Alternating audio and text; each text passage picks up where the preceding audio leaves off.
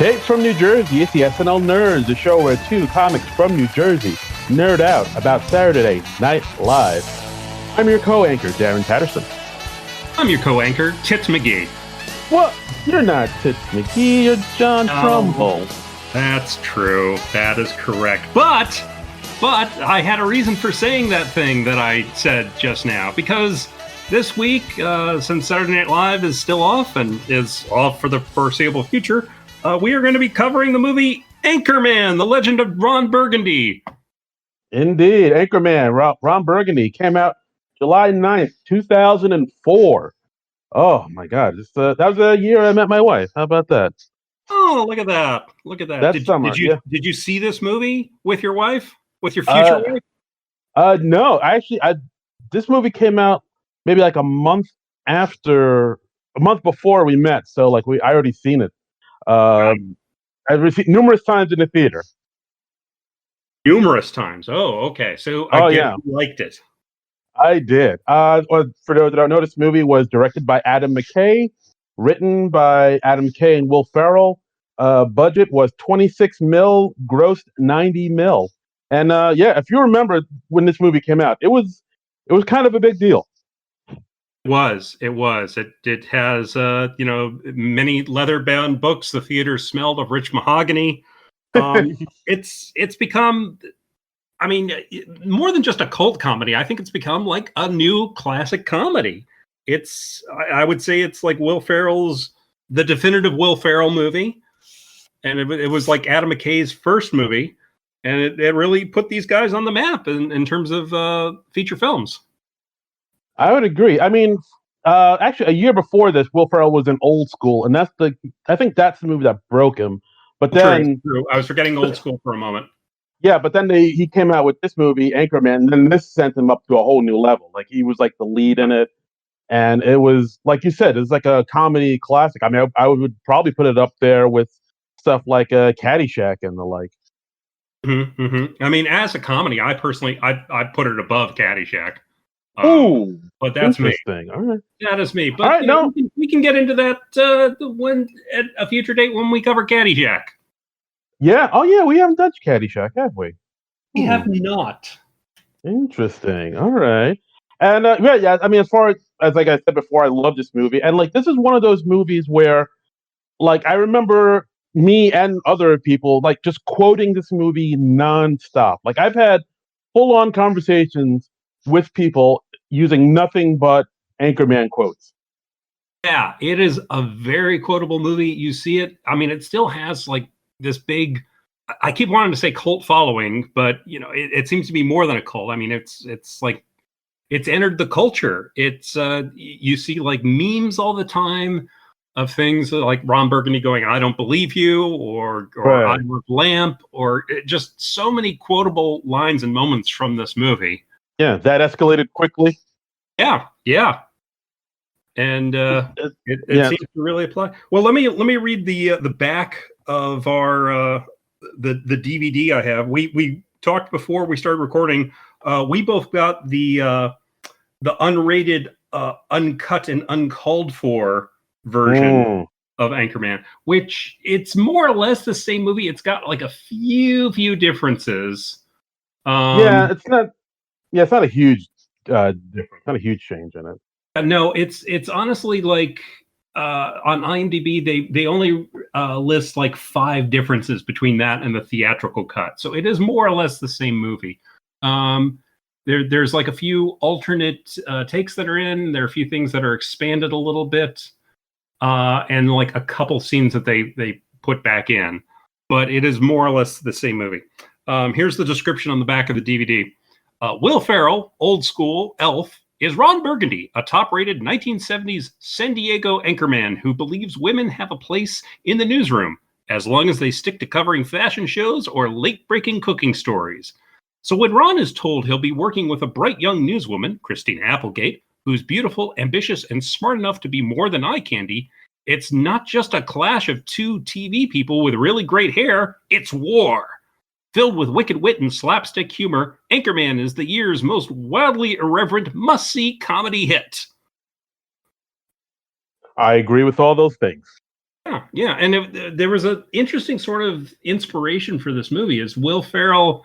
He was watching a documentary about the news business in the 1970s, late 1970s, and I think it was a documentary about Jessica Savage, who was this newscaster in the late 70s, early 80s, worked for NBC. Do you remember Jessica Savage, or was she before your time? Vaguely. I think she was a little bit before my time. Yeah. She died early on. She had like a drug problem, and there was like one bit where she went on the air, and a lot of people were speculating that she was high or drunk on something, because she was like slurring her words, and she was in bad shape, and she came to a tragic end early on. But she was also one of the first female newscasters at a national level, and she battled a lot of sexism along the way. And in this documentary that Will Ferrell was watching, they were talking to this anchor who was a big deal in the 1970s, and he was saying, "Now understand something. I used to be a real male chauvinist pig," and that struck Will Ferrell as very amusing and a fertile area for comedy. So he told Adam McKay about it, and Adam McKay was like, "Yeah, that's a great idea. Let's do that." And so they did that. Wow, that's interesting. I didn't know that. I mean, because part of me thought like his big inspiration for this character was like, remember when he used to do that impression of Robert Goulet, like on Sure. Conan and stuff? Yeah. Because Ron Burgundy has like a lot of Goulet in him. There's a lot of I'm Robert Goulet. I'm Ron Burgundy. There's like a lot of, like, I get Goulet vibes from his Ron Burgundy character. Yeah, I can see that. I can see that. Will Ferrell, he's very good at playing idiots who are very full of themselves. That seems to be one of his go-to things for his characters. Yeah. I think another influence on the character Ron Burgundy, it has to be Ted Baxter from the old Mary Tyler Moore show, with the great Ted Knight played, who was like the lead actor, and he was very inspiring and confident and very slick on air, but off air he's just an absolute idiot. And you realize he's only perceived that way because like he reads the stuff that's in front of him with gravitas. So that's a good point. I never thought of that. I think that has to be where they get the name of Ron Burgundy's dog, Baxter. I think that was like maybe a little tip of the hat or something. Oh wow! I never thought of that.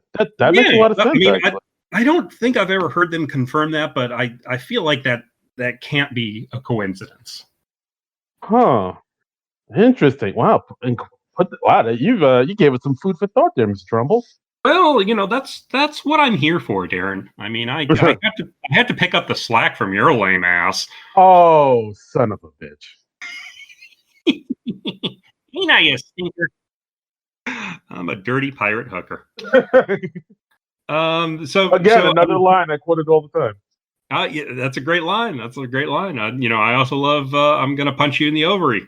Straight up, make the baby maker. My God.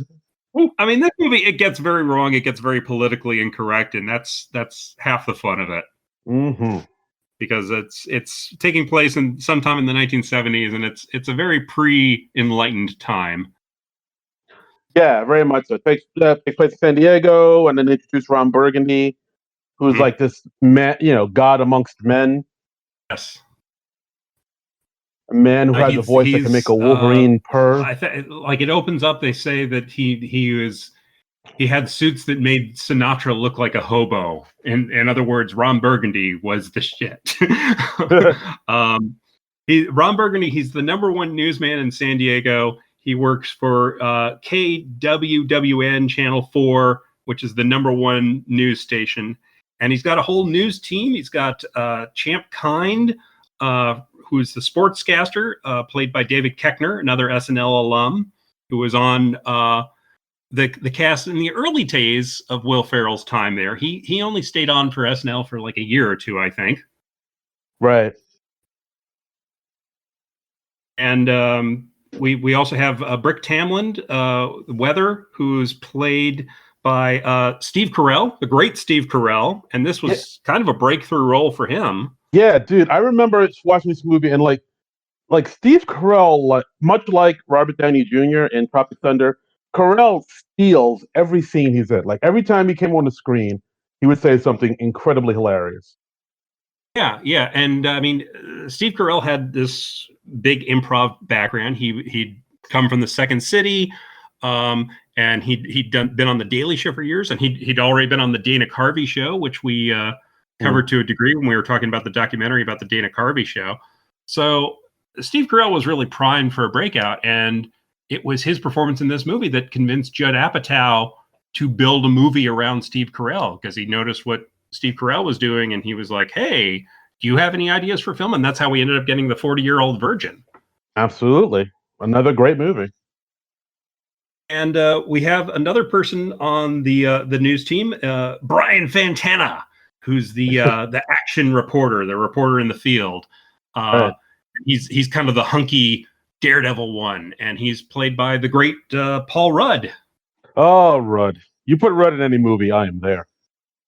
Oh, I mean, how can you not love Paul Rudd? I mean, honestly, he's the man, the human golden retriever. Yes, that's a wonderful way to put it. And Paul Rudd. This movie came out in 2004. Paul Rudd looks exactly the same. It's really weird. It is eerie. The man does not age. He is the modern day Dick Clark. He's a Dorian Gray picture. I've been saying for years that somebody needs to do a version of the picture of Dorian Gray with Paul Rudd in the lead, and we'll see like the painting in his attic just slowly go to hell while Paul Rudd looks the same. Oh my God! I mean, so this is like a comedy dream team here. Yeah, strong dream team, and and also we have who's the head of the network, Ed Harkin, played by the great Fred Willard. Willard, yeah, who you probably know from all those Christopher Guest movies like Best in Show and A Mighty Wind. He steals tons of scenes, and he's very funny in this movie. If you really know your history, your comedy history, you know him from a little thing called Fernwood Tonight, way back in the day. Yeah, him and Martin Mull. Yeah, I haven't seen much of Fernwood Tonight, but I know of it. Yeah, me too. Like I remember it used to come on Nick at Night years and years ago. I think it was Nick at Night, something like that. But like I never watched it. It just looked kind of okay to me, and but like now I kind of want to see it. Yeah. I don't know if that's streaming anywhere or anywhere available like that. It might be just a little too old, but I mean, who knows? It's tough to keep track of shows these days. That's true. Oh, and also we have Chris Parnell who's in this. He plays Garth, who is Ed Harkin's assistant, I believe. Yes, and he was originally considered for Brick. Really? Yeah, they originally wrote the role of Brick for Chris Parnell and Brian Fantana. They were originally considering Ben Stiller, and for Champ Kind, they wrote that for John C. Reilly. And oddly, like none of those guys ended up being the final choices in the movie. I don't hate those choices. I could see them doing it. It would be different, but I could see them doing it. It would be different, but it would still be a very funny movie with those guys. But I'm glad that we ended up with the guys that we had. John C. Reilly, apparently, he was interested in doing it or was willing to do it, but he was committed to the movie The Aviator at the time, the Howard Hughes biopic, and it just didn't work out timing wise. And John C. Reilly has regretted that since. But I mean, he's worked with Will Ferrell and lots of other stuff. They did Step Brothers together and Talladega Nights, and which I can see both of us. I can see us covering both of those in the future. So absolutely. I mean, I get it. Like, I mean, also John C. Reilly was in Anchorman 2, so he kind of made up for that. But I mean, I get it. Like being in the movie The Aviator. I mean, that's a Scorsese film. You don't leave a Scorsese film. Yeah, and I mean, even though we think of John C. Reilly as much more of a comedy guy right now, I think back then he had more of a foot in each area, in both drama and comedy. And now maybe the scales have tilted a little more to comedy, but that's very true. Yeah, John C. Reilly's not hurting. And also we have as the female lead, Veronica Corningstone, we have Christina Applegate. Yeah, this was a weird choice because I don't think she had really done that much comedy. I mean, of course, it's Married with Children, Kelly Bundy, but aside from that, like comedy in movies, I don't think she had done too much, right? This is kind of a signature role for her in the movies, I think. And this did maybe put her a little more on comedy. Yeah, but she'd done a lot of TV comedy. She did Married with Children for, I think that show was on well over a decade, and she did. Oh gosh, she'd done a few sitcoms since then. But yeah, this is. Yeah, I mean, there was that one Samantha Who, That and was it. She also had a show called Jessie, I think. Jesse. I don't, Yeah. I don't know if I remember that. I only vaguely remember it. I don't think I ever really watched it. But I think it was on like Thursday nights on NBC for a while. I think it was one of the million shows that was paired with Friends and Frasier and all that. Okay, and she was also at that Netflix show Dead to Me. She was also, I mean, since there was, Don't Tell Mom the Babysitter's Dead and Bad Moms. Actually, now that I think about it, she has done a good chunk in comedy, but I think that might have all mostly come after this movie. Yeah. I mean, I think this movie casts a long shadow there, but I don't know. Should we get into the plot? Yeah, I mean the plot's kind of simple. Ron meets Veronica at one of his pool parties, and he tries to hit on her. But like kind of before this, you kind of get the vibe that like even though Ron is flying high, he gets all the women he wants, and he's living this playboy lifestyle. He is kind of lonely and looking to meet a soulmate. And then he kind of talks to Veronica, and he says something like, "Oh, I got to tell you something. You got a magnificent hiney." Yes. I want to be friends with it. Yeah, which is something a quote I've said numerous times. And then that's one of the all-time great pickup lines. And if you say that to a woman, she will instantly fall into your arms. She will swoon immediately. That's as Ron says later in the movie. That's just science. Yes. Then he says that he's kind of a big deal, which is I've highlighted all the quotes I've said from this movie, and it is disturbingly a lot. It is a lot, yeah. I mean, we could go through this movie practically line by line. It's like so many quotable lines in this movie. Yeah. I have many leather-bound books. I want to be on you. Yeah. I mean, so he's clumsily trying to pick her up, and she's not having any of it because she's a liberated lady. She's got her own mind and all that good stuff. Right. That was just coming to be in the late 70s when we were just figuring out that women were good for things besides housework. And who knew? Who knew? We had go ahead. No, I was going to say the next morning, everybody is hungover from the night before. Champ talks about how he shot a squirrel, which is still bizarre to me. That is a line that is different in the unrated version. Hang on a second. In the theatrical cut, Champ states, "I woke up on the floor of some Japanese family's living room, and they would not stop screaming." To which Brick replies, "I ate a big red candle." Oh, right. In the director's cut, Champ says, "I woke up this morning and I shit a squirrel. The hell of it is, the damn thing's still alive. So I've got this shit-covered squirrel down there in the office, and I don't know what to name it." And then Brick replies, "I'm sorry, I think I ate your chocolate squirrel." I think I have to go with the unrated here. I find just shitting out a squirrel to be a very funny concept. That is just, it just took me a minute to wrap my mind around that. I was like, what did you say? What did you just say? That was a wild party. A live squirrel. Okay. And Brick, we should say, we didn't really cover Brick too much. We talked about Steve Carell more. Brick, he has an IQ of 48, and he is discovered years later to actually be mentally retarded. So he's very funny. He says a lot of non sequiturs. He says a lot of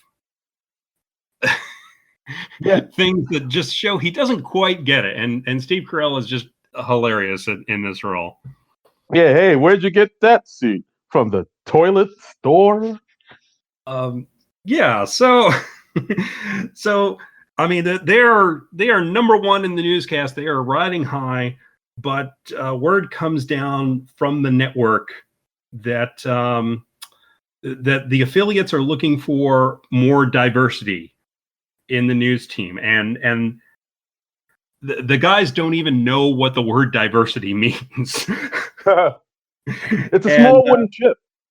right. And Ed Harkin, the head of the station, he announces that they've hired Veronica Corningstone as their new reporter, who is the woman that Ron tried to pick up at the party last night and had miserably failed. And Ron is instantly smitten with her because she's very striking and she's very capable and very poised, and he is in Oh, love with Veronica yeah. Corningstone. But of course, the men are upset and they let Ed Harkin know about it. It's Anchor Mhm. Man, not Anchor Lady. And of But course, and of love course, the ladies. They rev my engine, but they don't have a place in the newsroom. and of course, Brick says, I don't know what we're yelling about. But the way he said it is like, he said it with such passion. Like, Yeah, it's like passion mixed with confusion, which is what I just love. wants to be a part of the moment. So yeah, Yeah. he tries to duplicate the tone of the meeting, but he has no idea of the content. Yeah. So he says, I don't know what we're yelling about. Loud noises. Yeah. Dude, It's I still say loud noises to this day. It's yes. and then Um, at one point he says, "I read somewhere that their periods attract bears. The bears can smell the menstruation." Which yes. is, I remember like everybody bursting out loud laughing at that too. The Yeah, loud noises and the bears. yes, just such an unexpected, random thing. Well, actually, the bears thing kind of plays into what happens later on in the movie, if you think about it. And that apparently is a true scientific fact. Is like bears can sense that or smell that. Oh, Uh, really? so yeah, that's a little scientific fact. So Oh, very funny and scientifically accurate. so there's genuine concern. Hmm. Yes, exactly, Okay, exactly. And this movie educational. that's right.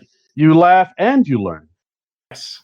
And beyond the whole Veronica Corningstone of it all, we also have a rival news team Yes. from the number two news team from Channel 9, and that is anchored by Wes Mantooth, played by Vince Vaughn, Will Ferrell's co-star from Old School. Right. So, And yeah, and then they kind of get into it a little bit too, like a little yeah, they showed it just bad blood there, and like that's where Brick said that one insult. Where'd you get your suit from? The toilet store? yeah, Which I laughed out loud when I heard that in the theater. I was like, yeah, that's good stuff. that's great. And so the news team for Channel 4, they decide to give Veronica a hard time. They're sexually harassing her, and they're trying to get her to quit. And they're trying, but at the same time, but they're still trying to hook up with her because they are pigs. Yes, absolutely. And And also at the same time, Veronica is given like kind of menial stories to report on, like the cat show. yeah, Which she fashion talks to Ed about, and she says, "Oh, this is baloney. It is baloney," which is something my sister still says. It is baloney. show.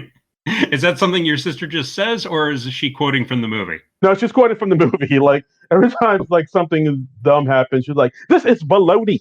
I don't know why that line just gets her and gets me. And so so we have the guys doing horrible things to her in the newsroom, where like Champ, he's like reaching for something on a desk and he like grazes against her breast and is feeling her up. Whammy. And yeah, whammy, which is Champ's catchphrase.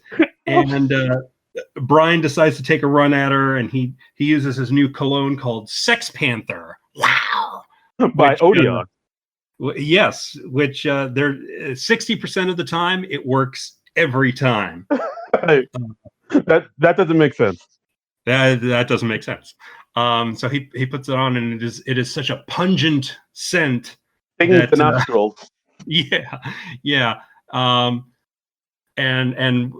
We end up it alarms everyone in the newsroom. Everyone just is repulsed by the scent, and it cuts to Paul Rudd just getting hosed down outside the building because that is the only way he can get the scent of Sex Panther off of him. Yeah, it was worth the time the raccoon got caught in the copier.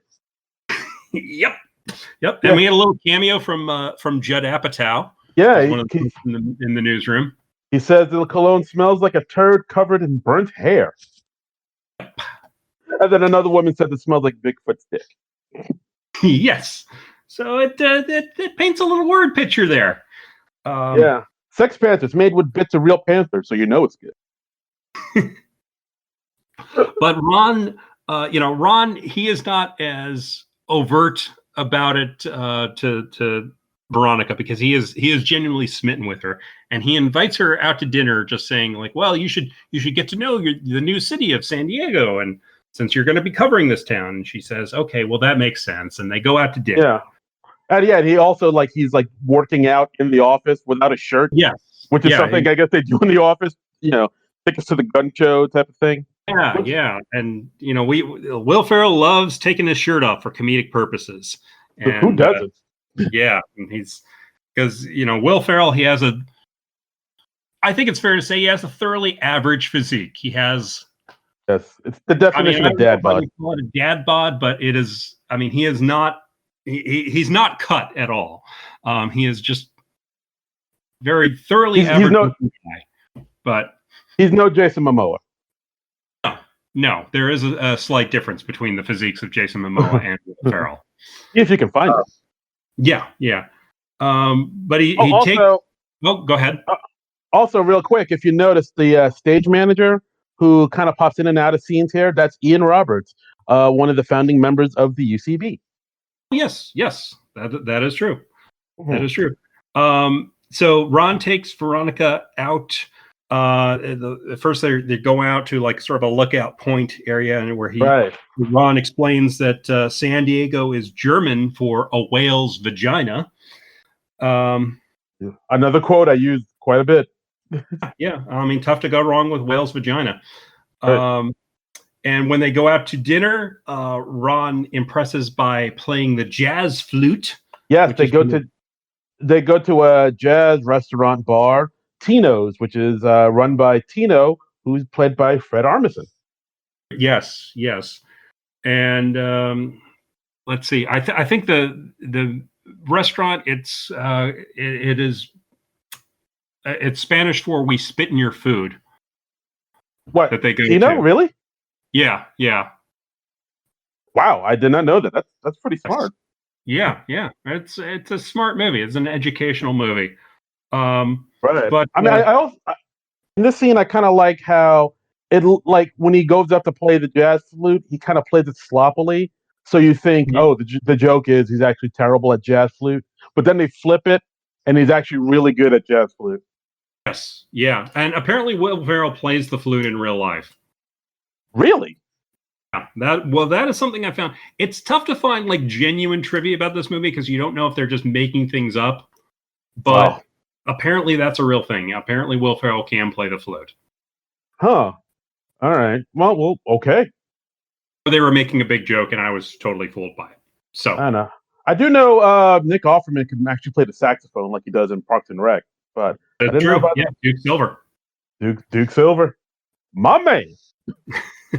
But Veronica is overcome by Ron's charms, and he's like, "Hey, look, tonight we're not coworkers. We're just a man and a woman.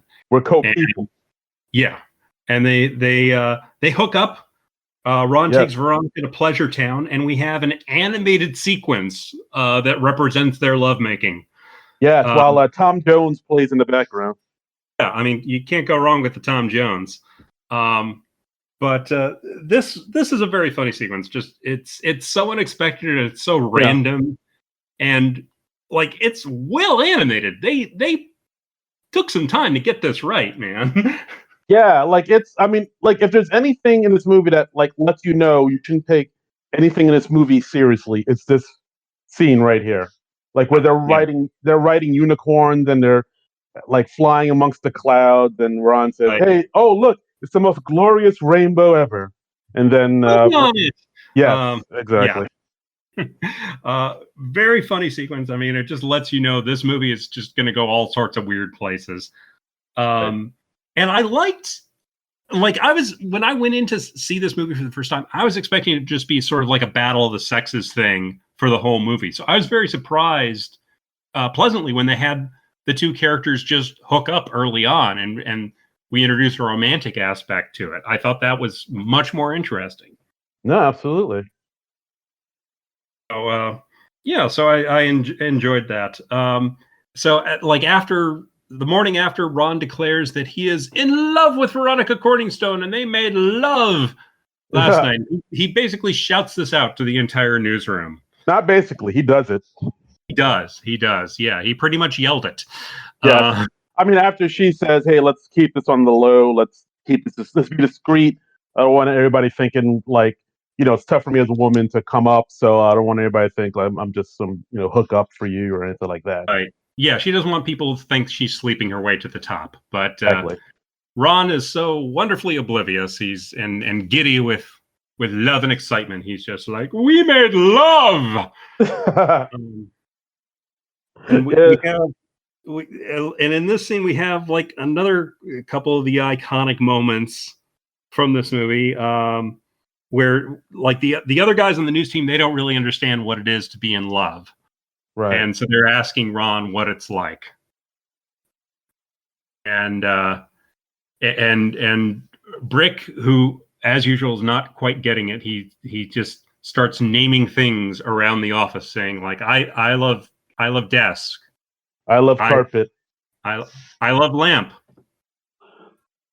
Another line I quote in my daily life way too often. I love lamp. I love lamp. It's great, and it applies to a surprising number of situations. I love lamp. And when Ron tries to describe what it feels like, we go into a sing-along of Afternoon Delight, which I mean, it's done very well. Their harmonies are great, but it just comes out of nowhere. They just start singing Afternoon Delight. Yet another scene that happens where it just says, don't take anything in this movie too seriously. They're just going to be as silly as possible. And I love it. And it's it is a very nice 4-part harmony. They actually do sound pretty good. They worked on this song. And it is one of the popular iconic moments of the movie. And it's funny because the song goes on far longer than you expect it to. You're expecting like maybe a verse, but no, they come back to it. And yeah, they really do. Like after this, I was like, oh, I should really download Afternoon Delight. Yeah. And they've like called back to this moment a few times. Like when I remember when Paul Rudd was hosting SNL in 2013 with One Direction as a musical guest, they brought on Will Ferrell, David Koechner, and Steve Carell to have a sing-off with One Direction on Afternoon Delight. And all 9 of them ended up singing Afternoon Delight together and declared themselves Nine Direction. So, nice. Dude, I totally forgot that. Wow. Yeah, it's a great moment. I'll probably post that up on the Twitter account later on. Oh, please do. So yeah, after that, then they cut to the cat show that Veronica is covering, and the cat show was hosted by Paul F. Tompkins, a comedian. Paul F. Tompkins. It's such an early appearance by Paul F. Tompkins. Paul F. Tompkins does not have his trademark mustache. It is a clean-shaven Paul F. Tompkins. A young Tompkins. A young, fresh-faced Paul F. Tompkins. And wow. And there's also a small cameo by Seth Rogen as Veronica's cameraman. Yes. I think he's credited as eager cameraman in the credits.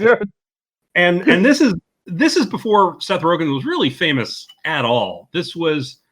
He had already done Freaks and Geeks and Undeclared, but both of those shows were swiftly canceled. But Judd Apatow obviously liked Seth Rogen and wanted to throw him a bone where he could. So he gives Seth Rogen this bit part as Veronica's cameraman, and he actually has a couple lines of dialogue.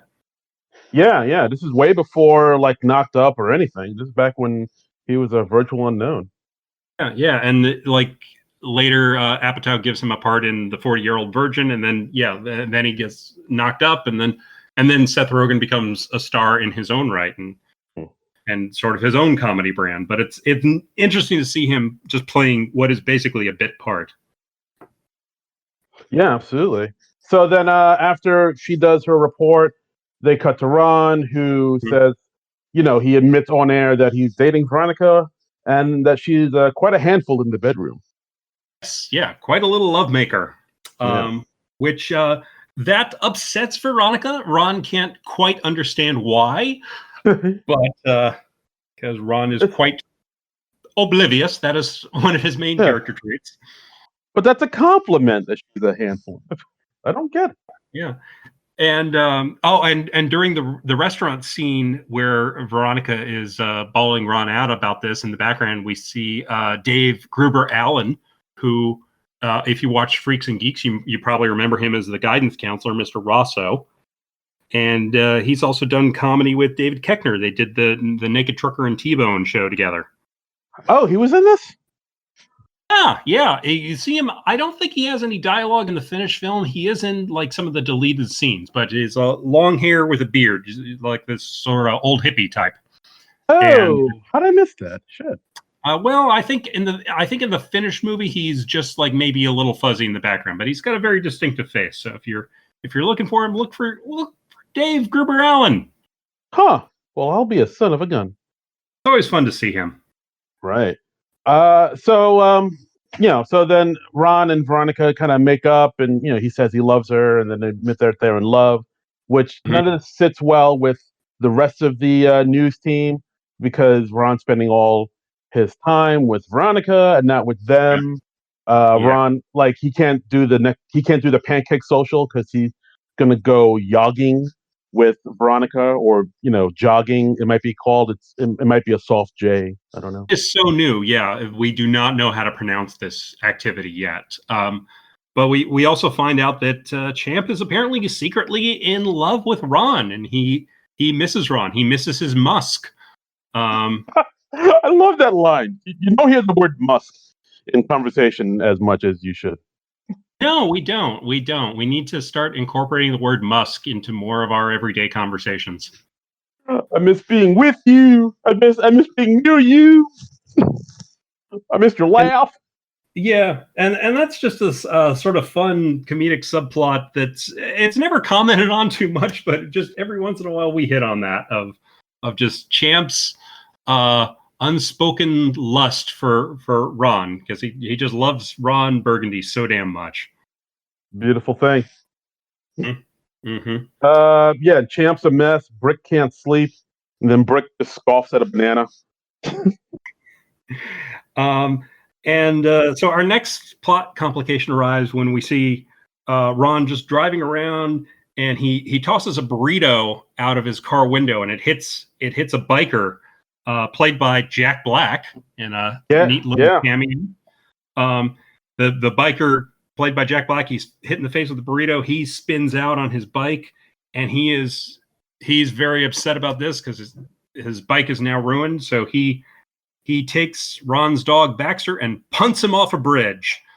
So, he drop kicks a dog off a bridge, and it should be horrifying, but somehow it's hilarious. Partly it's hilarious because it is so obviously a fake dog that he punts off the bridge. But we see Jack Black pick up the real Baxter, the real dog, and then in the next cut he's got an obvious bad Baxter doll. So and Ron is very torn up about this because Baxter is his life, and he is trapped in a glass case of emotion, both literally and metaphorically. He is calling into the station, and he's so distraught that he is in danger of missing that evening's newscast. Right. So basically, like, he's in a phone booth calling the studio saying, "Oh my God, what?" Like, he's not even making sense. He's just like beside himself. Veronica Corningstone is talking to Ed Harkins, saying, "Look, we got to do the news. It's like Ron's running late. If he's not here in a few minutes. Like I'm here. I'll do the news. So of course, She's Ron. angling to take over. Exactly. So like since Ron's not there, and they're left with no choice but to put Veronica on to do the news. And of course, Ron is running through the streets, pushing people out the way unnecessarily to get to do the news after Brian calls him and tells him, say they're going to put Corningstone on. You better get here now. Because it is such a horrifying thought to have a woman anchoring the news. I mean, can you imagine? Doesn't shiver up my spine. That is, ugh. I mean, it still frightens the hell out of me. Oh, the horror! Telling you the news of the day, and that's just. Oh my God! Thank God we don't stand for that sort of thing today in 2020. No, Lord, no. Everything's fine. Like a woman can be president. Everything's okay right now. We solved can be. it. Won't actually be, but can be. Theoretically can be. Yeah, on paper. On paper, no. I mean, they can run all they want. We are still going to elect a man in his 70s. I mean, wow. We're getting political here because that is just how it is done. We are not. I mean, maybe by like 2050, we will be ready for a woman. We'll see. I mean, if the right woman comes along, that's right. I don't. It hasn't gotten here yet, but we'll. Yeah. No. I mean, obviously not. But so Veronica takes over the newscast, does a very good job. She does a great job. She even improvises a quick sign-off line as "Thanks for dropping by," and it just goes very well. And then Ron bursts into the studio right after she finishes, and he's like, "All right, I'm ready. Let's do the news." And everyone has to break it to him, like, "Well, Ron, we went on without you, and we did the news." And right. Ron just cannot accept this, and he is a wreck, right. and he is so outraged he cannot be happy for Veronica. Right, because so Veronica break up. Yes, because Veronica said, like, I told you I wanted to be a news anchor. This was my dream. I've told you all about this. And Veron was like, I thought you were kidding. I thought it was a joke. Yeah. She wants. I wrote it in my diary. News anchor who is also a woman, and he's like, "Oh, that's so amusing." Yeah. So they break up. Ron's like, "We broke up because of your actions, you scorpion woman." Yes. And the next day, we find out that they got a significant ratings boost because of Veronica anchoring the news. So the network makes Veronica the Channel 4's new co-anchor with Ron Burgundy. Right. So now Ron Burgundy has to share his beloved newscast with a woman. Yes. And not just any woman, the woman who used to be his lover. Faint. This is horrifying. My God, man. What? It's like, what is next? Dogs and cats living together? Mass hysteria. Yeah. So again, they go back to trying to sabotage Veronica Corningstone. They pay off the announcer at the beginning of the news to introduce her as Tits McGee. Another quote I've said numerous times. Another quote that I have said less than an hour ago. That's right, you did.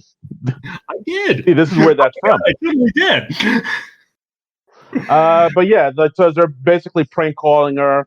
Ron insults her, says you have a dirty, whorish mouth, which again, another quote. And they're just trying to sabotage her all the way, but it's just not making any headway. She's not letting it get to them, and it's really still a dirty pirate hooker. Yes, so. Dirty pirate hooker. So the guys, in order to lift their spirits, they decide to go buy some new suits. So they jump in. Before we move on, we should also say that Veronica is starting to influence the other women at the station, and the other women are now speaking up for themselves more, and they are not putting up with the antics of the news team. I mean, we're getting some blowback against the sexism, the institutionalized sexism we've seen at Channel 4 for God knows how many years. Yas, queen. So it is not good news for Ron Burgundy and his news team. So as you said, they decide to go buy some new suits to lift their spirits, as you do. Yeah, they get lost as you do, and they end up in an alleyway, and then they meet up with the evening news team again, with Wes Mantooth, Mhm. whose mother is a saint. Yes. Yeah. Vince Vaughn, and of course Vince Vaughn teases them, saying, "Oh, I heard you need you got a woman who is like the help you with your ratings. What's up with that?" And then of course Yeah. they get upset, and then decide just to have a big old street fight. But before the street fight begins, another news team comes in, the number Channel 2. Yeah. Channel 2 news team, Number headed 3. by Frank Vichard, played Mhm. by Luke Wilson. Yeah, Luke Wilson making a cameo. That's fun. Yeah, and like suddenly they decide they want to be in on this big street fight, and And then we get a not so fast, and also striding in, we have the public news team with Tim Robbins as the lead public news anchor. hey, no commercials, no mercy. Yes. And so we're ready to rumble with these 4 news teams. But just then, another news team comes in, and it is the Spanish language news. And the lead Spanish news anchor is played by Ben Stiller. I mean, my God, what? Like, I remember watching this in the theater, and like it kind of blew my mind because like I think it's been a while since a comedy movie had come out with all these like cameos in it. It was like, Yeah, I mean, it is fun because I mean, it just keeps upping the ante. You're like, oh, hey, there's Vince Vaughn again. That's fun to see him again. And hey, oh, cool, Luke Wilson. Oh my God, Tim Robbins. Well, he doesn't do many comedies. And then, oh my God, Ben Stiller. So yeah, it's fun to. I mean, it just builds beautifully. And so they decide to have a big 5-way news rumble, and yeah, and the only rule is they stay away from the hair and the face. Other than that, yeah, anything goes. yeah, and like then they had these weapons like chains and was it Tim Robbins' character had the bat with nails coming out of it. I Uh, Brick has a grenade for some reason. don't know where he got it. Like I don't know. He just has a grenade. Um, Yeah, yeah, then the man just, like as they rumble, there's a man on fire walking through for some reason. Uh, yep. Frank Vichard gets his arm cut off by Tim Robbins' character. It's madness. We have a couple guys on horseback with some nets, and they catch Brian Fantana in the net and drag him off. It's very Planet of the Apes. Yeah. Of course, at one point, and Brick throws a trident at a man on horseback and hits him in the chest. And the guy just tumbles off, and then we just cut to Brick smiling. Yeah, but then they hear the cops, policia, policia, and then they all like scatter. They scatter, and then we just cut back to Ron and the team back in Ron's office, and he just goes, "Boy, that escalated quickly." Yeah, they're all drinking the old school Miller High Lifes. Like, yeah, that was like Brick killed a man. Wow. Yeah, Brick, I've been meaning to talk to you about that. You should probably find a place to lay low for a while, or maybe a friend's house or a relative's, because you're probably wanted for murder. It's like something like Brick killed a man with a trident, but it's instead of it being horrifying, it's hilarious. Yep. I think it's because it's with a trident out of all things. Like I think that's what did it. Yeah. Stabbing somebody with a trident is pretty much always funny. Like, where do you get a trident? But we still have the problems between Ron and Veronica. They are pretty much at war now. They get into an actual physical brawl in the newsroom. Right after, because like there's one VCR and Veronica needs it for a story, but Ron is using it to show his acceptance speech at the Emmys to some intern, and then they spar, and Ron says something like, "Why don't you go back to your home on Whore Island?" Right. And then and then Veronica says, "Oh, your hair looks stupid," and that sets Ron off, and then they literally physically fight. Like Ron throws Veronica across the table or a desk, and Then Veronica throws a typewriter at his head. She grabs a TV antenna and starts whipping him with the TV antenna. Yeah, very funny sequence. Yeah, she maces him in the face. It's a lot of that. Yeah, and we see Veronica later. She's out to lunch with all the women from the station. And she has a lot of sympathy from the women from the station now. And one of the women, played by Catherine Hahn, the very funny Catherine Hahn, lets Veronica in on a little secret that Ron has a habit of reading literally anything that is put on the teleprompter when he's reading the news. We see this earlier in the movie when someone accidentally puts a question mark at the end of his sign off, and he just goes, "I'm Ron Burgundy." And Catherine Hahn tells Veronica about this. She's like, you can use this or you can leave it alone, whatever you want to do. So Veronica decides to use it, and she changes Ron's sign off at the news that evening. And so he ends the news with, "Go fuck yourself, San Diego." I love this line because it wasn't until just that point, that's when I realized, oh, this is the first time we're hearing the F word throughout this entire movie. So it hits a little hard. It hits a little harder. It's an F bomb. It's an F bomb. Yeah, his usual sign off, I don't think we've said before, is "Stay classy, San Diego," and he is beloved by San Diego. But he ends a newscast with "Go fuck yourself, San Diego," and he is not even aware that he has said it because Ron is just that stupid. Right. He does not realize what he has said until he watches the playback. Yeah, and I think that's at that point Veronica realized, oh, I might have gone too far. Because I think she was just hoping to have him be flustered for a moment, or maybe stumble on air. She never expected him to actually say, "Go fuck yourself, San Diego." But as we said, Ron is just that stupid. So, yes. so people are outraged. They are storming the station, and Ed Harkin, his back's against the wall. He has to fire his beloved Ron Burgundy. Yeah, why do you have to say that? This poop mouth, just poop mouth. And Garth, poor Garth, is just shattered by this. Yeah, poop mouth, poop mouth. And Veronica is just distraught about this because this went further than she ever wanted or expected. Indeed. Yeah, but Veronica ends up benefiting from this. She takes over as the lead anchor for Channel 4, much to the resentment of the rest of the news team. And Ron just spirals. He's just unshaven, drinking milk on the street on a hot day for some reason. Yeah, milk was a bad choice.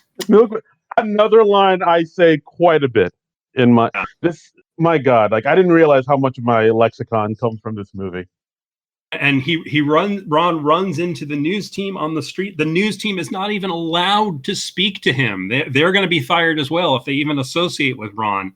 So he is totally abandoned. He doesn't have his girlfriend. He doesn't have his beloved dog Baxter. He does not have his trusted news team. Ron is hitting rock bottom. It's so damn hard. Yeah.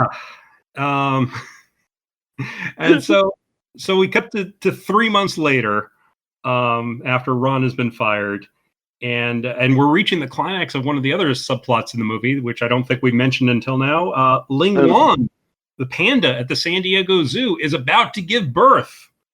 Yeah, I kind of remember this being a thing, like whenever there was like an animal giving birth at the zoo, the local zoo, whatever town, like it would be like a big deal in the news.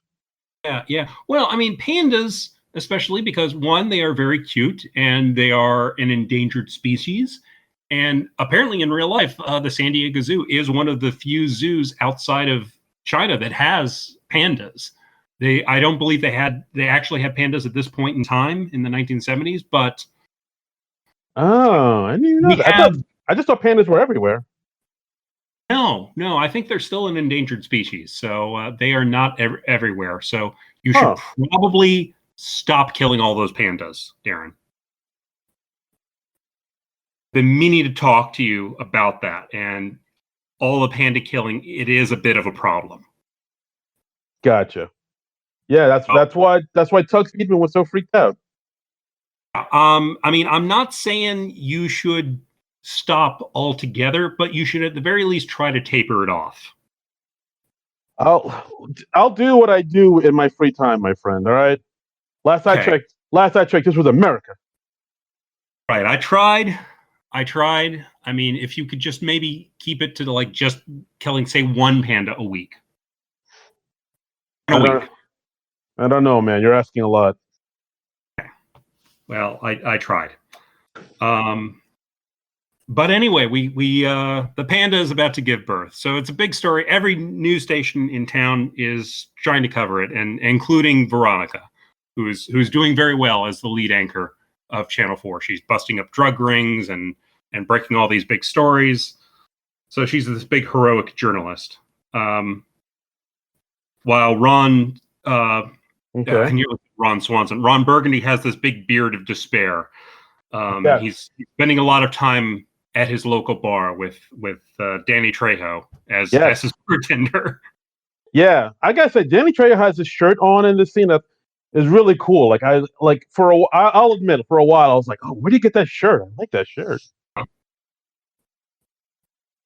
I do not know where he got that shirt, but if any listeners know where I can get a shirt just like the one Danny Trejo wears in Anchorman, please let me know. If by some chance Danny Trejo's shirt guy is listening to this podcast, please get in touch with us through the Twitter account at SNL Nerd Show and let Darren know where he can find that please, Danny Trejo shirt. Please, summer's coming. Exactly. We are going to leave our homes at some point in time in the future, presumably. But I got to look good. Yep, got to look good. You know? Yeah, Darren wants to just go, hey, everybody, come see how good I look. Yeah, I do. So Veronica, she's trying to get a good angle of the panda birth at the San Diego Zoo, but they've got like these screens up, so nobody can get a good shot. And then finally, Veronica sees a place in the corner where they could get a nice shot of the panda birth. And Tim Robbins, the public news guy, he villainously just decides to push Veronica into a bear pit and take the shot for himself. Yeah, so there's a little bit of Bob Roberts in him at this point. Who knew the public news people were so evil? Oh, they're jerks. They seem so nice on NPR and on PBS. All the front. Oh, I guess so. This is why I don't give them any money. I know what they're all about. So now Channel 4 is in a bind. They've got the biggest news story of the year, and they have no anchor to cover it. So Ed Harkin reluctantly decides to call Ron Burgundy to take over. Right. And so he wants his news team back. He goes into the bathroom for a second, comes out, clean shaven or cleaned up, still has the trademark mustache, and he fabulous. Yes, and then he blows into a conch shell to call his news team. Nice little Lord of the Flies reference for you. Yeah, and he says, news team assemble, and of course they're all like, yeah. And of course, they're all like, "Oh, hey, Ron, yeah, we've been here the whole time. You've been here. You're literally the entire time." And he is not lying. Paul Rudd is not lying. He would not lie to us. If you rewind that scene and you go back, you can see Brian and the other members of the news team playing pool in the background, out of focus. Oh shit! I got to check that out. Yeah, that's a little freeze frame bonus for you there, but. Yeah, but they've been there literally the entire time that Ron has. But the news team is now back together, and so they go off to cover the story at the zoo, and there's even more because there's a network talent scout out there, standing by his car, looking through binoculars at how they're covering the story, just like a baseball talent scout, which I find a very funny, absurd joke. Yeah, I was like, all right, I guess that's how news scouts do it. That is how Oh, they do it. They do not watch footage. They go out to actual news events and they watch from a distance by their cars with binoculars. Because how seems else would you do it, really? seems legit. So Ron jumps in to rescue Veronica from the bear pit, and as soon as he lands, he is surrounded by bears, and he just goes, "I immediately regret this decision." Um, Yeah. So then the news team members just jump in after him, and suddenly becomes a bear fight to help save yeah, Veronica, and then they're just yeah, fist fighting bears. yeah. Veronica admits to Ron that she tricked him with a teleprompter, and Ron immediately just goes, "You bitch," which wakes up the bears, and so now they're in even more danger. Ron admits that he loves Veronica, and the news team jumps in for the big bear fight, and things are looking bad for the news team. We don't know what's possibly going to get them out of this fix. Yeah, yeah, and also like now everybody's focused on the news, them fighting in the bear pit, and instead of the panda giving birth, and we see Luke Wilson as Frank Fichard, the number 3 news team. He's doing the play by play, with the microphone looking into the bear pit, and of course, Still one arm. Still one arm. yeah, still has one arm, and then as he's doing the play by play, a bear jumps up, rips off his other arm, and he's like, "Ah, damn it, this is ridiculous." And his reaction to it's like you just spilled your coffee. If Yeah. you just drop you're like, oh man, I am having the worst day. Yeah, that's his reaction to losing his second arm. Yeah, it's just this movie's so ridiculous. So yeah, so then it looks like the Bears are, you know, kind of surrounding our news team, and like the days are numbered. And then who should come to save them but Baxter, the dog? He comes out of the waters, he jumps into the bear pit, and he talks to the bears. Right, and thankfully the conversation is subtitled. Yes. We discover that in Baxter's travels, he made friends with the bears, including the cousin of the bear in the bear pit. So that's a lucky thing. Yeah, this is like one of the most ridiculous endings I've ever seen in a comedy. But it works. It kind of works.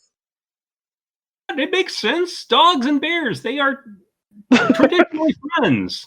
I mean, on Laugh Olympics, Yogi Bear, he hung out with, well, let's see, Mumbly was one of the bad guys on Laugh Olympics. Huckleberry Hound? I don't know. Huckleberry Hound. Yogi Bear is friends with Huckleberry Hound. See, bears and dogs are friends. I'll let you have this Science. one. That's let just you. science. I'll let you have this, but I don't know if I if I fully believe this. Okay, Hanna-Barbera would not lie to you, Darren. Damn it! All right, you're right. They wouldn't. But so the bears, they go back into hibernation. Baxter's talked them down, and they get a ladder, and everybody's coming out of the bear pit. And when Wes Mantooth suddenly comes and grabs the ladder and threatening to push Ron back into the bear pit, but Wes just goes, "I hate you, Ron Burgundy, but God damn it, do I respect you." Which line also used in Old School. So that's right. It's a good line. Back to their previous cinematic team up. Yeah. So then he says that line. He kisses Ron Burgundy on the forehead, and he helps him out of the pit. And as he resumes his newscast, he just says, "Today we spell redemption, RON." So it's nice to see Ron Burgundy and Wes Mantooth work out their differences. That's inspiring, and that, if those two can do it, I think that gives hope for us all.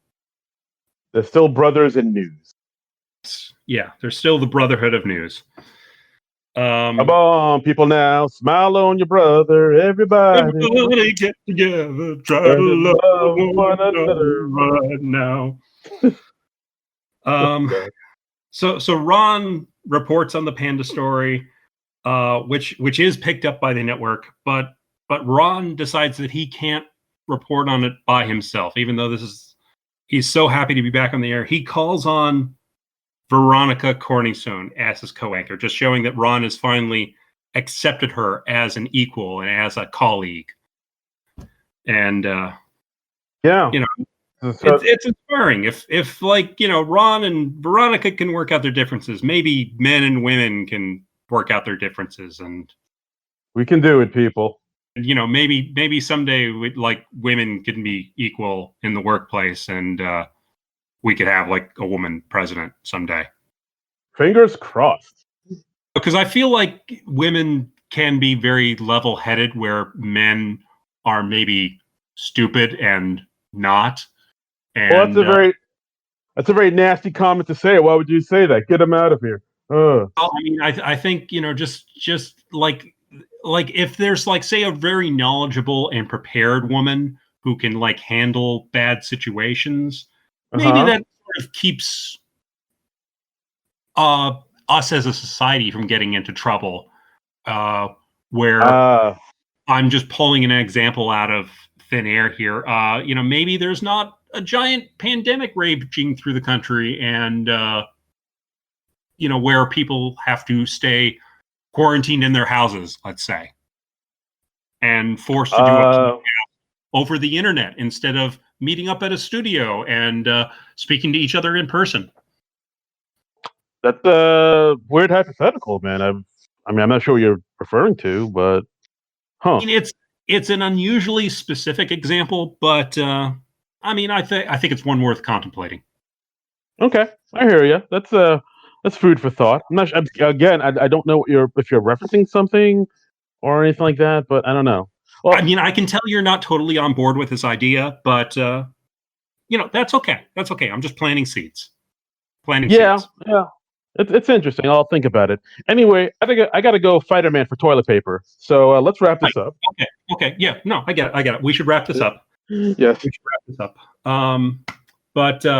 But Ron and Veronica, they go on from there. They are now co-anchors united, and they become the first mixed gender network news team. The narration informs us, and I don't think we've mentioned the narrator of this movie, Bill Curtis, big time newscaster.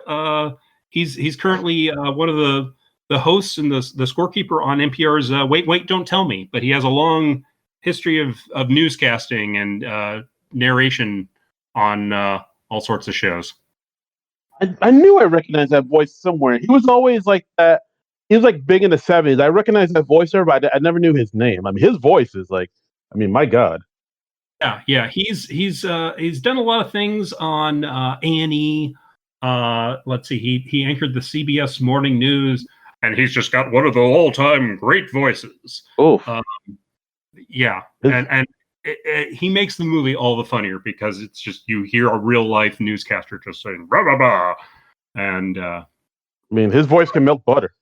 Yes, absolutely. But so, you know, that's the end of Anchorman. That is, I mean, what do we think of this movie, Darren? I think it's a hilarious movie. I think, like, I remember seeing it in the theater. I thought it was one of the funniest things I'd seen in a while. It was one of those, like, I guess kind of like, you could maybe call it a bro comedy, but I don't know, not really. But it's definitely, I mean, it was just hilarious. I mean, like every time, I mean, because like there was sort of like a underlying theme about, you know, sexism in the workplace and, you know, how women had to fight to get to the top. But anytime they got too close to being a little bit serious, they immediately went the other way, and like just remind you, no, this is a silly, insane comedy where, you know, people get stabbed with tridents and shoot fire out of a. It is interesting because, I mean, it does get very absurd. It gets very surreal, but it does actually have some serious points to make about about sexism and just how absurd sexism is. And and that's fun. And it's you know, because it's a comedy, maybe your defenses are down, your shields are down a little bit, so those ideas might permeate a little bit more than they would otherwise. Yeah, I mean, there's one point where Ron is in the bar with Danny Trejo, and Danny Trejo is like, "Yeah, you know, times are changing. Like, women can do stuff now, so you got to be okay with it." which is Right. like it's them getting a little serious, but then immediately Iran says, "I'm sorry, wait, what are you saying? I don't speak Spanish." They immediately make it ridiculous. Right, because he is not speaking Spanish. It's just Danny Trejo who has a slight accent, but Ron seems to just be utterly confused by Spanish in Yeah. any form. Yeah. At one point, Baxter barks to him, and he's like, "What? You know I don't speak Spanish." Uh, So so yeah, I mean, this is one of the great. This comedy is one of the greats. I still quote it to this day. It's just, holy moly!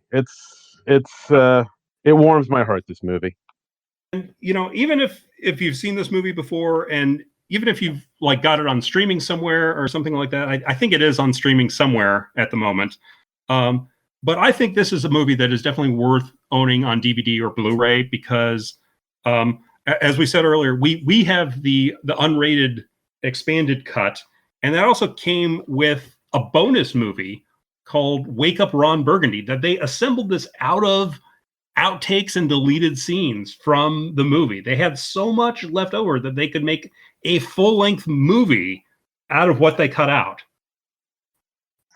That's pretty fantastic.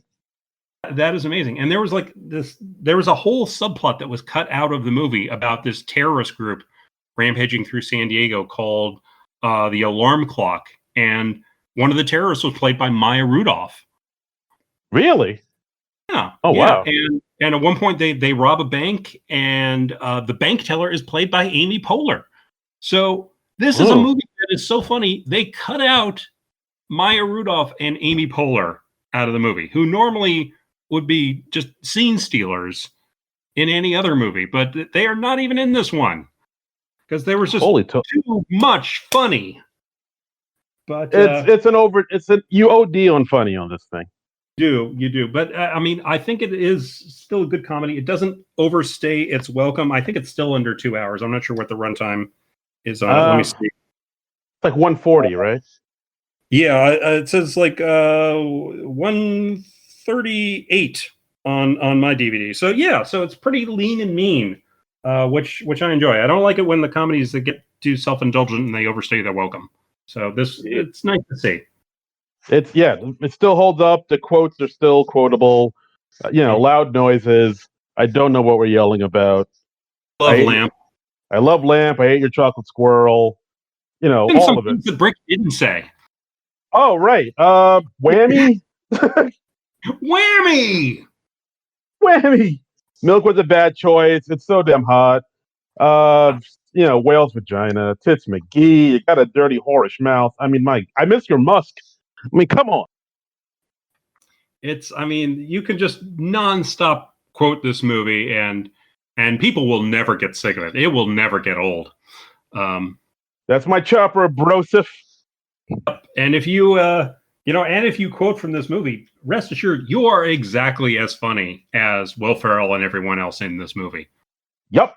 There's no way you're not going to make that funny.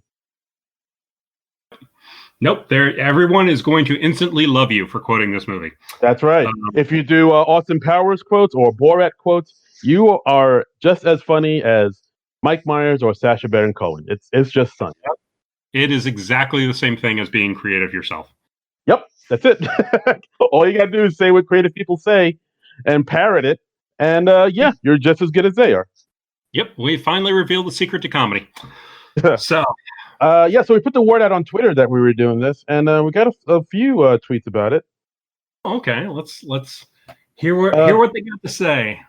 Manette Marathi says the movie's ongoing commentary about sexism in the workplace is a great example of how McKay is able to talk about serious topics using comedy, which definitely fuels the success of The Big Short and won him an Oscar.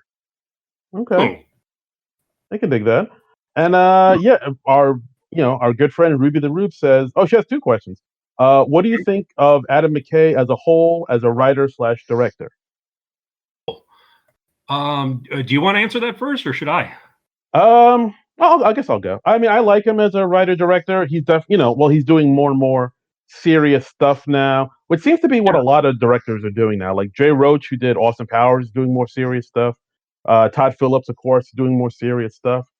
But yeah, I mean, I think as a director, he's great. I think as a writer, he's great. When he was writing sketches on SNL with Will Ferrell, like, they always hit for me when I remember. Adam McKay, I don't think we mentioned he was like the head writer of SNL. I think like just before Tina Fey. Oh, that's right. If I remember the sequence correctly.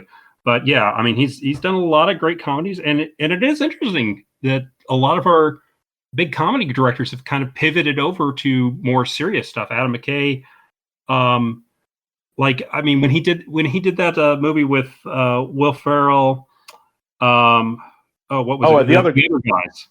Yeah, and it had the sort of subplot about the financial meltdown that we had about 10 years back, or 10, 12 years back. I mean, that's a comedy that's also making some serious points. And he's since done films like Vice about Dick Cheney, and what was the movie he did about like the housing bust? The Big Short. The Big Short. Yeah, I'm sad to say I haven't seen those. I need to see those movies. I wanted to see them, and I just never got around to seeing them. Yeah, The Big Short I saw and I liked it. I still didn't quite get it because I'm not that smart. But yeah, he's doing some serious stuff. I still haven't seen The Other Guys, which people say is really good. The Other Guys is worth seeing. Yeah, it's Will Ferrell, Mark Wahlberg. There's some funny stuff in that. I remember enjoying that. I wouldn't put it on a par with Anchorman, but I think it's a perfectly fun movie on its own. All right, I'll give it a shot. And also, Ruby has another question. Ever thought about covering a vintage SNL episode for one of these off-week podcasts? Just throwing that out there. I mean, what are your thoughts? I'm not opposed to it. I think we would just have to choose it carefully, and it'd have to be an episode that we can track down and all that. I mean, my only reluctance is that I know there are some other SNL podcasts that do the older episodes, so we don't want to duplicate what they were doing too much. No, I was going to say the exact same thing. Like, I mean, I'd be more than happy to watch an old episode to see if it still holds up. But yeah, we don't want to kind of dip our toe into another person's pool, as it were. So, like, I mean, I'd be totally down to do that, but we just got to find a different way to do it. Take it from a different angle, I guess. I mean, I think it's perfectly fine if we do that as like a one-time special thing. I don't think I'd want to do it every single week, but yeah, it might be fun.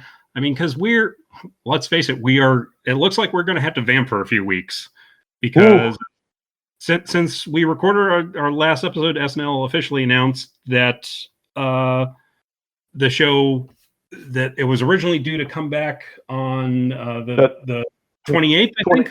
Right, the Krasinski episode. Yeah, and that's, I mean, because New York and television production is basically shut down because of the whole coronavirus thing. So we don't know when they're coming back. It could be that their season is done.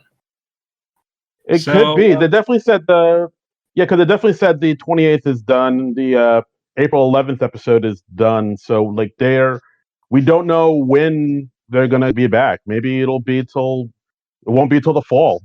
I mean, they're suspending the live tapings of Saturday Night Live until at least April 11th is what they sent an email out to someone who won a lottery ticket for being an audience member at SNL. So that's all we know right now, and I don't believe they've made any sort of official widespread announcement since then. But it would not surprise me if they are done for the season, that's unfortunate. It is. It's a bummer, but we'll try to make lemonade out of these lemons any way we can. We'll probably put it out on Twitter, or maybe put out a poll, like if there's some movies you want us to talk about, or some episodes you want us to talk about, or even like SNL documentaries. I've been kind of trying to find some of those too. So yeah, we'll put the word out and see, like, hey, will you give us some ideas? What do you think? I mean, an interesting thing right now is, just because most people are staying at home, they're working from home, they're staying self-quarantined. Darren and I right now, we're trying to limit ourselves to movies that we either already own or that we can easily access on streaming. So we like some of the more obscure movies starring SNL people that we would normally get from our local libraries. We can't really do that anymore because we're only trying to leave the house when absolutely necessary. And going to the library to rent an SNL movie, maybe not strictly necessary. What? Oh yeah, I guess you're right. So yeah, but we've discussed some of the things that we're doing. Yeah, I mean, there was an Anchorman 2 that came out in 2013. Yeah. We could cover that at some point. I own a copy of that. I don't know if you do, Darren.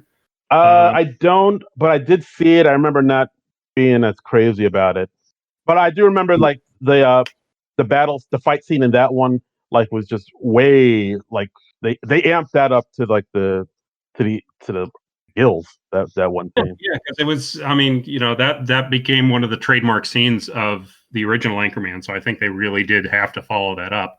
And yeah, we'll get into that if we cover that someday. There are other possibilities we talked about, like Office Space from Mike Judge, yes, who's done animated shorts for SNL. Hot Rod we talked about. Yeah, Hot Rod. Skeleton Twins. Like, there's a bunch of movies on streaming that we could find. Yeah, so we're probably going to be putting up a poll sometime in the near future on the Twitter account. So if you want to let us know which ones of the options we give you that you most want to hear about, we will do that. Absolutely. And yeah, that's our podcast. So yeah, until then, you can find me on the Twitters and the Instagrams at Darren Credible. That's DARIN Credible. Yes, and you can follow me on Twitter and Instagram at Trumbull Comic, TRUMBULL Comic. And you can follow the show page at SNL Nerds Show. And please go to Non-Productive.com. Check out the other shows on the Non-Productive Podcast Network. We got a lot of fun stuff. And please contribute to our Patreon if you can, because it's everybody's hurting for money right now. So if you have anything that you can spare, I'm sure that the folks at Non-Productive would really appreciate that right now. And you can indicate that you are contributing because of the SNL Nerds Show. They give you, so it's just non-productive.com/Patreon, I believe. Yeah, absolutely. Just whatever you can spare, a few shekels, if you could. Yep. Did we have anything new on terms of feedback on the? Let's see. Not seeing any new feedback on the Apple podcast about the show. So if you want to do that, please, like, people have time on their hands. Talk up the podcast. Yeah. And be like, hey, if you're bored, if you got some time to kill because you're stuck at home, why don't you listen to the SNL Nerds? We'd sure appreciate that. But we're going to keep on giving you as much content as we are able while everybody's stuck at home. Absolutely. Like, the SNL's not here, but dagnabbit, we're still here. We're still standing. We're still strong. That's right. We're going to do our best to take up the slack and keep doing that, because we can fortunately do this podcast a little bit easier than people can do a live television show from a studio in the middle of New York City. Absolutely. It's a little easier. Mm-hmm. Today we spell redemption SNL Nerds. Correct. But I think that's about it. Did you have anything else that you wanted to say before we sign off, Darren? No, I think I'm good, man. Thanks for listening, guys.